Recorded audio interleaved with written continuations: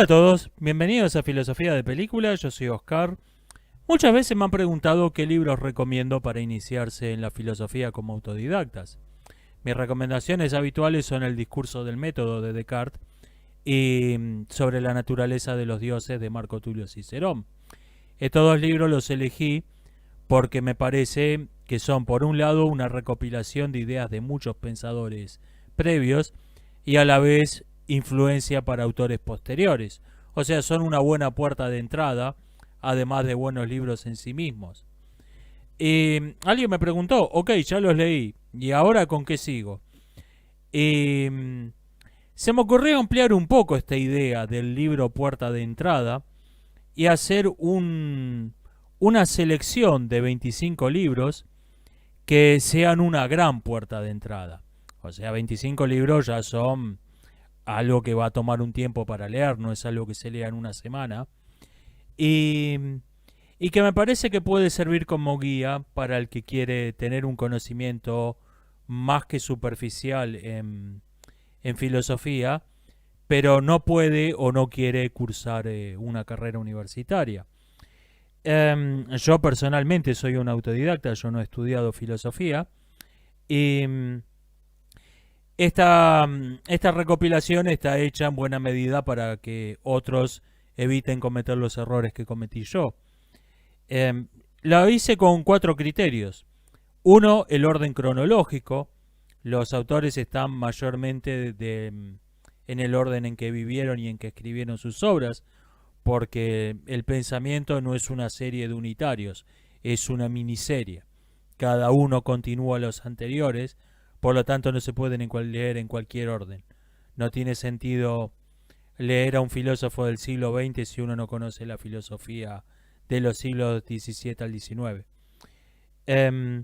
Están por orden temático.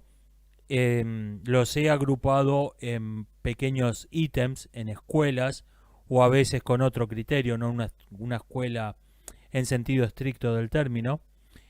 3 son todos autores relevantes, no metí ningún autor que a mí me gusta, pero que lo conocen la madre y yo.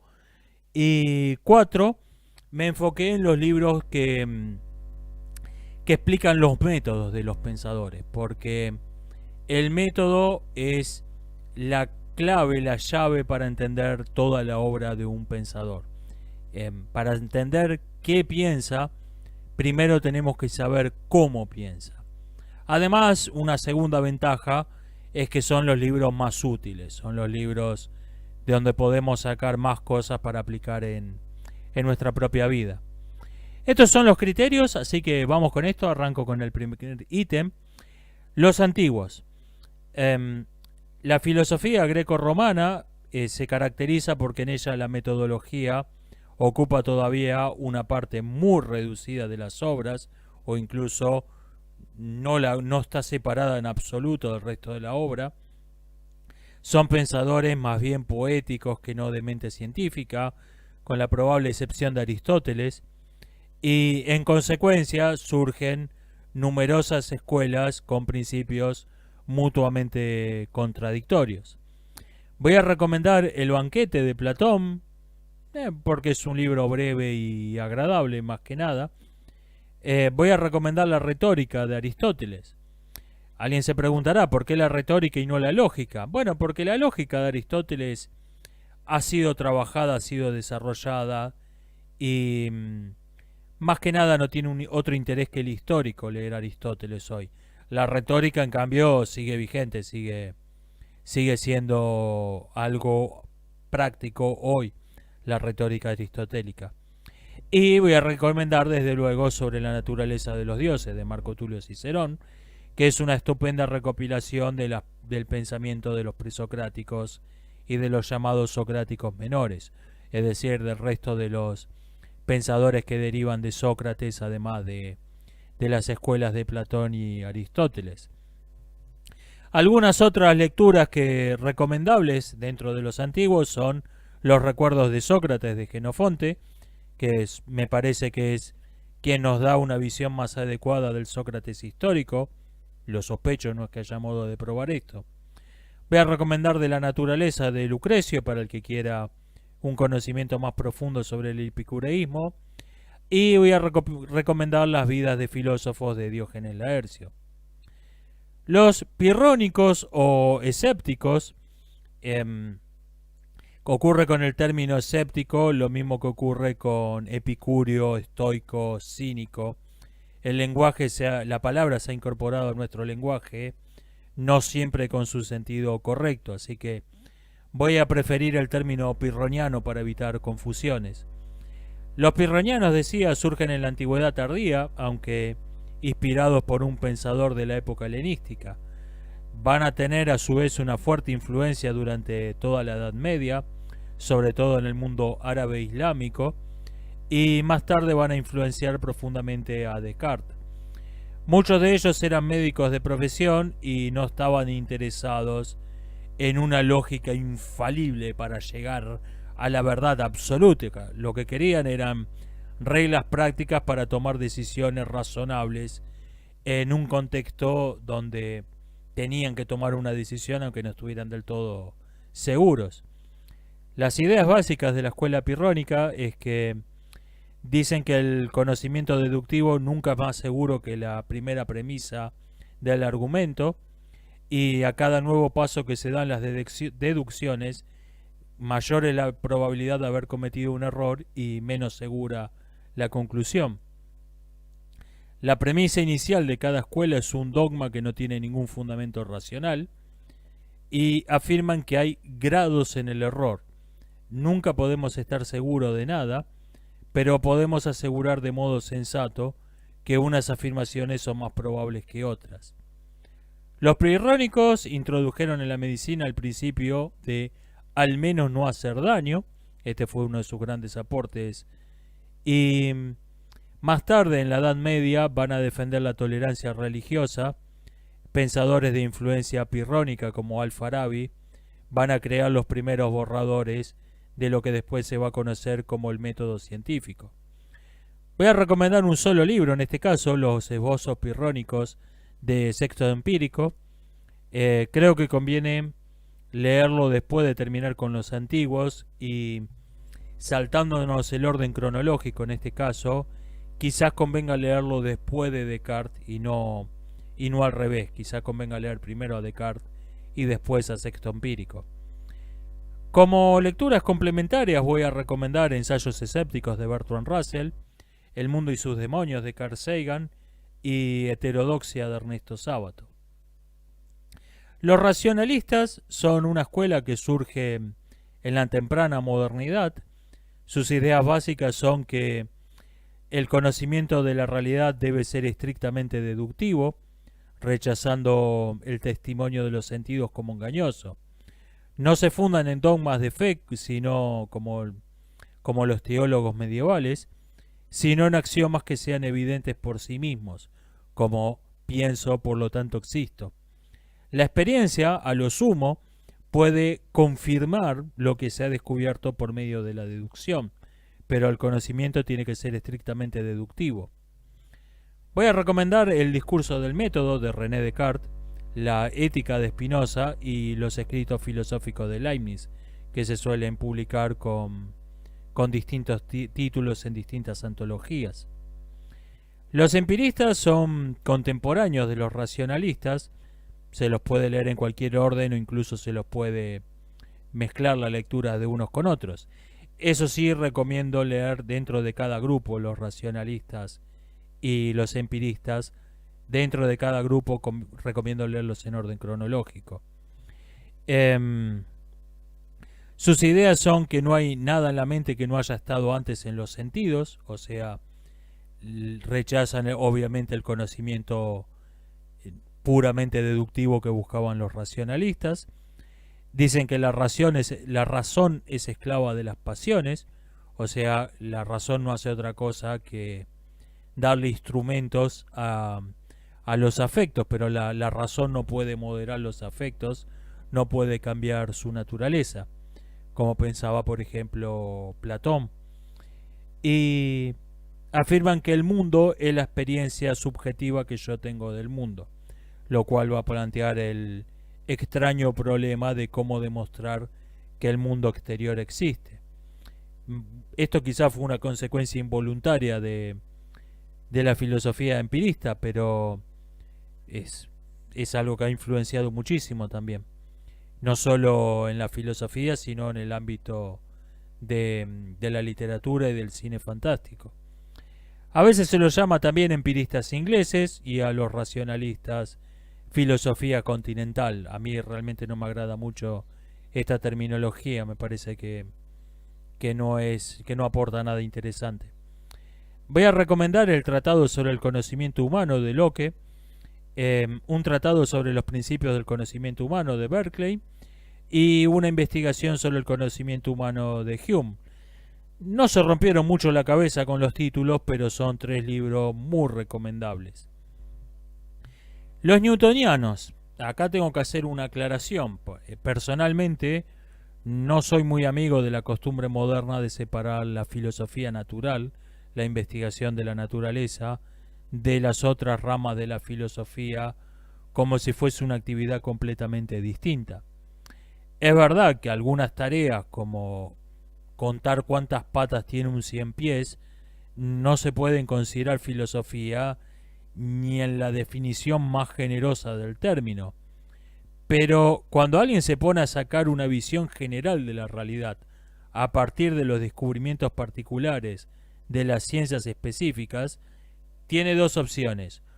O hace filosofía de modo consciente o hace filosofía de modo inconsciente, y generalmente muy mala filosofía es la que se hace de modo inconsciente.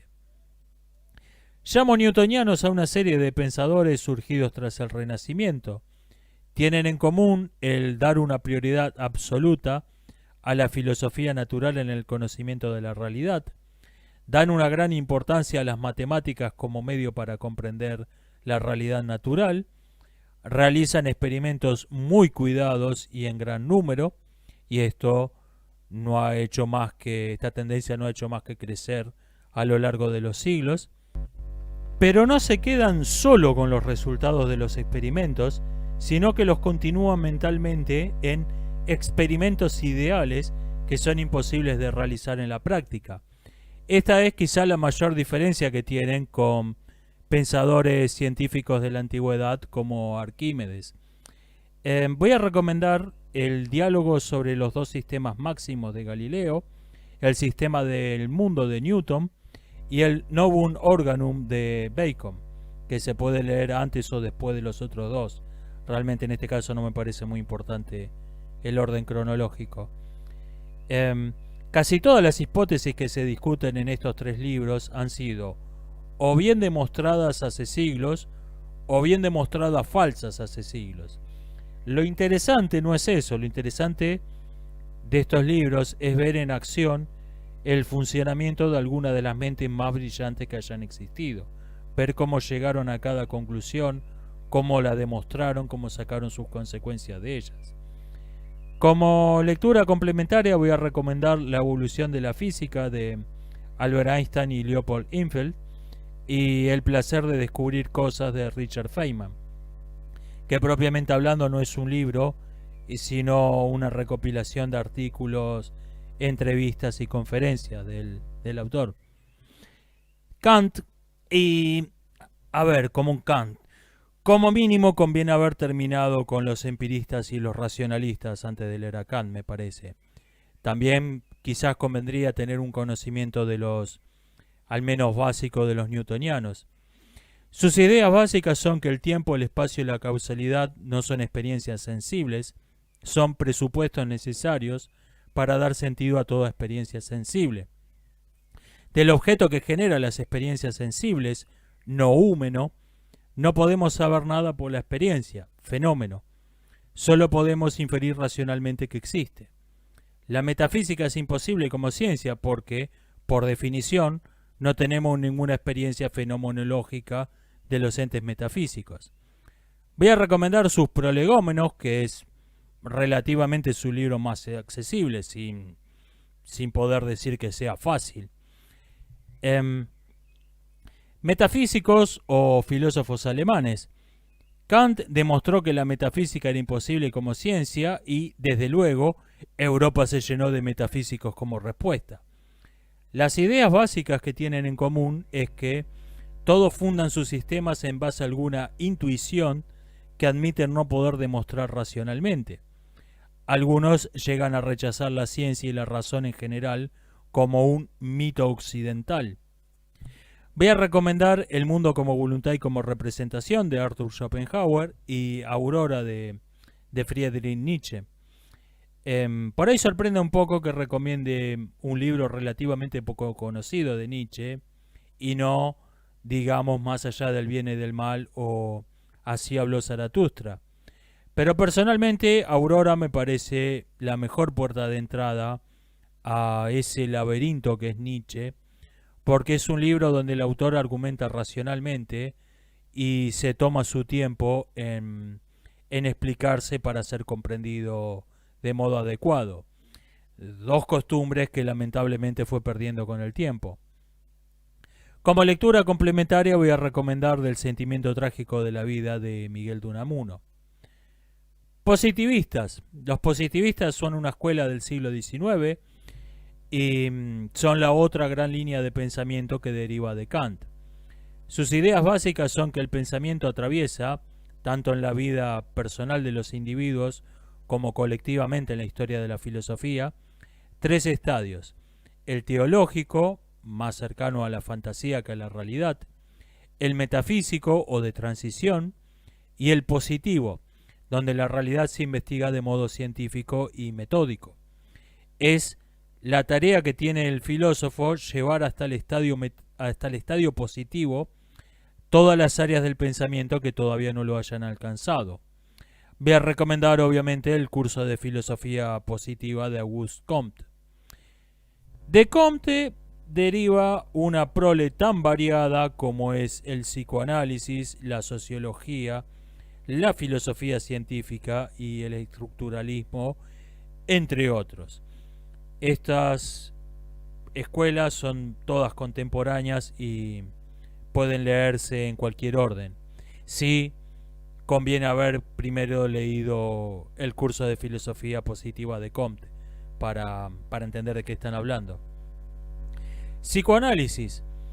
Sus ideas básicas son que la mente puede ser estudiada usando el método analítico, como indica su nombre.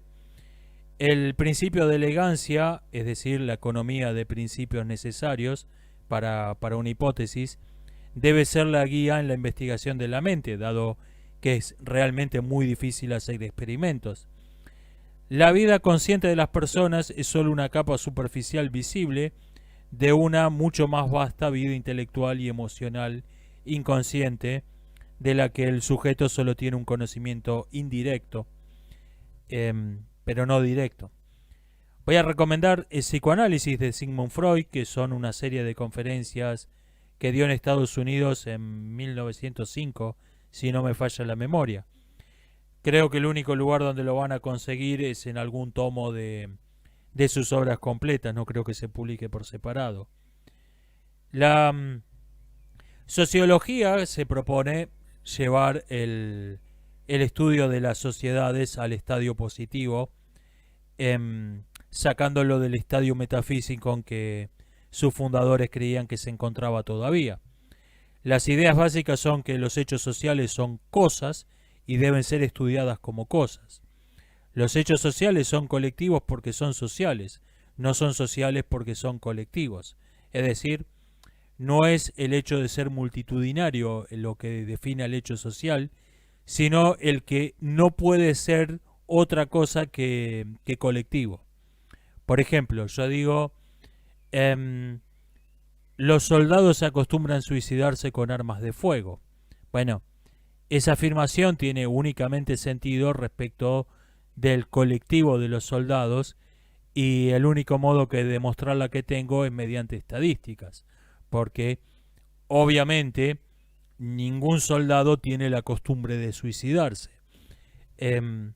Voy a recomendar Las reglas del método sociológico de Emil Durkheim y como lectura complementaria voy a recomendar El político y el científico de Weber. El estructuralismo es una escuela de pensamiento que surge del ámbito de la sociología. Se caracteriza porque dicen que el pensamiento se desarrolla dentro de unos órdenes que son necesarios, pero que se sienten como externos al individuo, estructuras, aunque en sentido estricto no lo son.